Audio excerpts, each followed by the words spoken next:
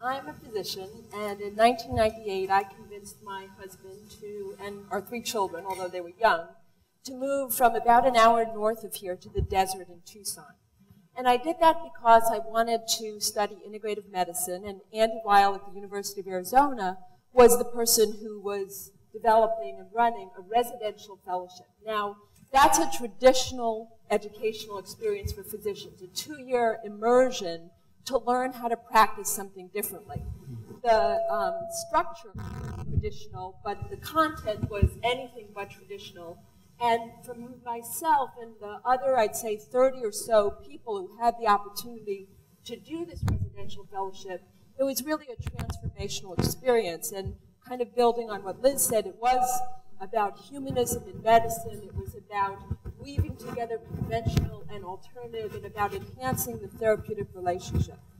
So when we closed it, in fact, one of the residential fellows at a ceremony that we had said he understood the reasons for closing it, which had to do with scale and sustainability, but that he was really delighted he had had a chance to do it because there was magic in it.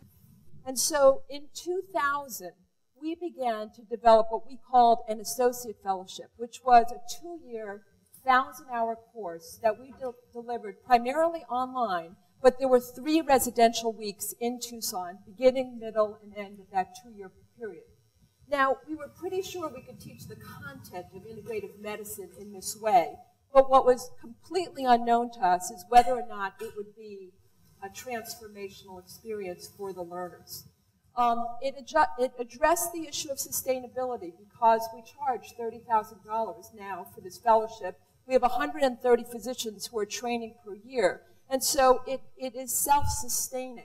And it's scaled from 4 people per year to now 130 a year.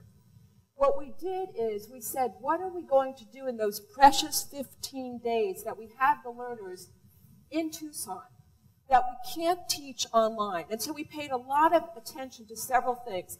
Developing community, that was critical. For many of these physicians, by the way, the average age was mid-40s. These were mid-career physicians. They felt completely isolated. They had never had a community who believed in the kind of things that they particularly believed in. And at their graduations, they'd say things like, although I've only spent a total of 3 weeks with the rest of these physicians, I feel closer than I've ever felt to any group of professionals in my entire career. So the transformational part was happening. Why? Well, we created safe space, you know, the Jungian concept of a container for change. We gave them unusual experiences. We made sure that what they shared was confidential. But I think also it was because there was such a sense of hunger that these particular physicians came to the program with. All right. So we got to a scale of 130 from 4, but that doesn't really address our larger goal, which is how do we really change medical education? And so right now we're a 1.5 years into a project that we believe will do exactly that. We have created a program called Integrative Medicine in Residency, and this is a 200-hour curriculum delivered entirely online. We're piloting it at 8 residencies around the United States, and the commitment of these residencies was that all residents, all required.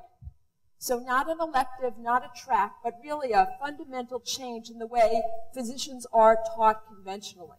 Because it's entirely online, we know we can scale. There's a local community that forms, and also a community between the residents, which is an innovation that's never existed before. Will it be transformational? Well, we don't know for sure, but we're doing a study.